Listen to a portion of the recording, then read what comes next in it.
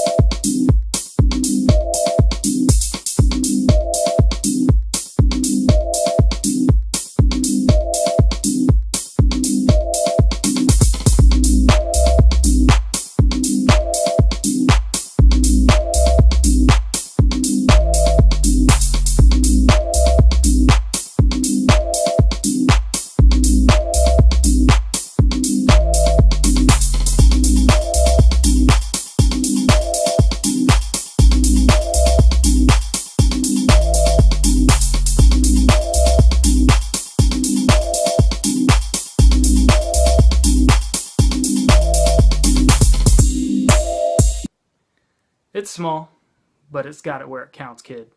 Alright guys, so that's the new shelf, and I am almost speechless when it comes to how happy I am with how it turned out. The custom modifications and things like that, this is more than I could have asked for. It was awesome. I'm so happy to actually have something that's nice like this. It definitely gives me a lot more space to put my stuff. Time for the weekly pickups. Let me start with the VHSs. So to start off with, this is a 1990 reprinting of Battlestar Galactica. Pretty cool. Love the artwork. Main reason I picked it up. Also, Richard Hatch holds a special place in my heart. Second pickup is Mission Galactica, the Cylon Attack. Again, amazing artwork. Had to pick it up. The classic Twilight Zone the movie. John Landis, Steven Spielberg, George Miller, and Joe Dante all take the helm as director in this Twilight Zone movie, paying tribute to the original series. If you haven't seen it, check it out. Awesome movie. Next, I got classic Teenage Mutant Ninja Turtles 2, The Secret of the Ooze. Very cool. Next, I got a 91 reprinting of Little Shop of Horrors. Love the artwork. Was sold on it. It's in very nice condition. A Charlie Brown Christmas. Now, on the back, it says that it's copywritten from 1965, but VHSs didn't come out until the 70s, so I assume this is either a 70s or 80s or even 90s reprint, but I can't find the date anywhere on it to see if it is. So, anyway, classic A Charlie Brown Christmas. Lord of the Rings, the cartoon. Now, I don't know if you guys have ever seen this, but there's this cartoon, and then there's the Rankin and Bass cartoon, The Return of the King and The Hobbit. But this one I've only seen once, and I saw it a long time ago when I was a kid, and I was enamored with it. I thought it was one of the coolest things in the world. Please check it out. It's awesome. And last, the History of Trunks VHS. This is the future where androids 17 and 18 kill off the Z Fighters. Goku dies of a rare virus, heart disease, or something like that, and Trunks and Gohan are the only ones that are left, and Gohan only has like one arm. He's real badass in this one. But anyway, always as a kid I wanted to own this, but never did. Finally got to pick it up for 75 cents, so why not? Now for games. I was at a Goodwill, and I found the classic black box of San Andreas for $5. It's not complete in box. Just a game, no manual, but couldn't pass it up. I owned the Grand Theft Auto Trilogy collection of San Andreas, but I didn't own the original 2004 version. The trilogy was about 2006, if I recall. Secondly, now, I loved this game on Xbox 360. I played it all the way through multiple times, beat it on the hardest setting, and I had no idea that it had a PS2 port. So, when I saw it, I was like, holy crap, I gotta pick it up. And that game is Splinter Cell Double Agent. I just picked it up the other day. I really haven't had a chance to play it, but I want to see if it holds up pretty well with the Xbox 360 version. I would imagine so. But anyway, glad I picked this up. Also, I got it for $3. The game's in the PS2, don't worry. And I got a memory card with it. So Salvation Army didn't even charge me for a memory card or anything like that. So extra cool. Some more video game pickups. Rad Racer 2 on the NES. It was $4. So there's something moving in there. So I plugged it into the Retron 5, crossing my fingers, hoping that it worked, and lo and behold, it works. It's a neat little game. You just drive, and you have a time limit, and you have to get to the end by the time limit, and if you don't, you gotta restart, but it's fast, which makes it fun.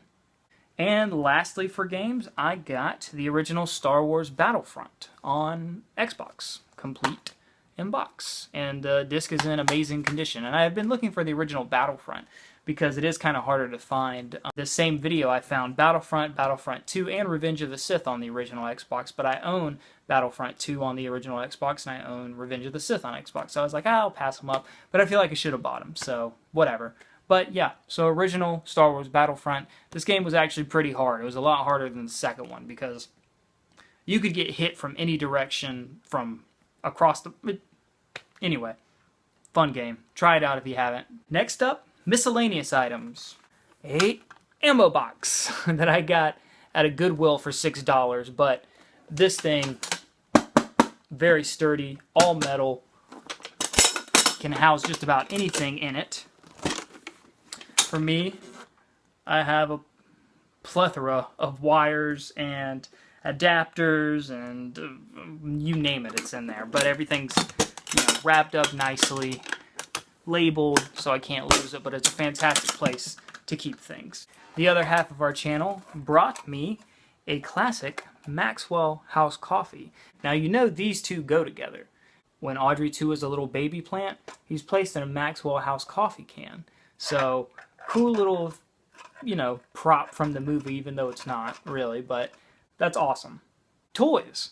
So when I saw this guy sitting in a torn open bag of toys in a Goodwill, I couldn't believe it, because for one, it looked like the bag had been sifted through and someone was just looking for something in particular, but I don't know why they wouldn't buy this. This is amazing. This is a Transformer, and the colors on this guy are phenomenal.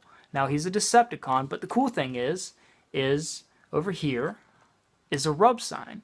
And if you know what rub signs are, is you rub them and it reveals the faction of the Transformer.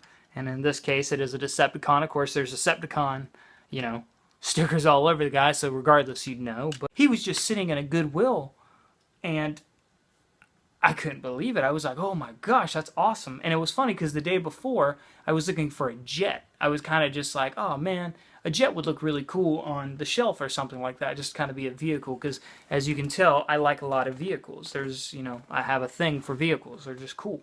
And I was looking for a jet, but what a way to kill two birds with one stone. A Transformer transforms into a jet, a Decepticon. I want to say this guy's name is Slugslinger, but I could be mistaken. Probably my favorite pickup. So some more toy pickups I got are the sword from He-Man, the 2002 series. I have the power! Couldn't pass it up, it was $3. And lastly, the actual consoles, because I got a few consoles here. I got an Ouya. This system's pretty polarizing. A lot of people didn't like it, but there's a group of people out there who love to put ROMs on these things, and that's what I'm using it for. I currently have a couple Sega 32X ROMs on here, and it's a neat little system. You can plug up an Xbox 360 controller to it, and it works awesome. Now, there have been a lot of complaints about the Ouya's original controller. I think the Ouya controller was actually pretty ingenious, like the magnetized faceplates, and the design really wasn't that bad on it. So the Ouya does get a lot of crap, but it is a pretty cool system. The next pickup I got, so for $10 I got a Sega Dreamcast.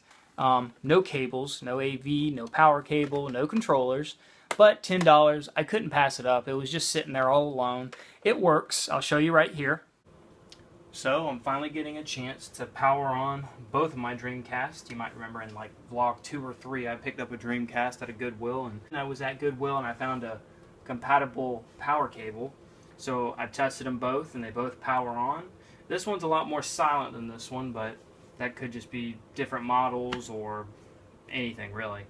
So yeah, so now all I need are AV cables and then we will be good to go. I've already got 2 controllers. Oh, and games. I need games. Send them to P.O. Box. Lastly, I was very happy to pick this up because regardless how I look at it, it was a good find. A PS2. Now, so you can see there, well, maybe you can see that. It says $20, $21. Now, that's not bad. The only wire it came with was a power cable. No AV cable, no controllers. But what it did come with is something that I've been looking for a while, and as you can see, the network adapter. This bad boy goes for anywhere from $18 plus shipping to $30 online.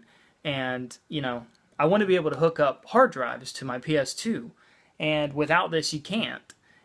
And it's annoying how expensive it is, and it shouldn't be that expensive, but it is. But this was just sitting there. I couldn't pass it up. Regardless how I look at it, I either got a PS2 for free and paid $20 for an adapter, or I paid $5 for an adapter and $15 for a PS2. Either way I look at it, I'm happy with my purchase. Alright guys, so that is it for my weekly pickups. Remember, if you like this stuff, guys, to like, comment, subscribe, and I'll see you guys next time.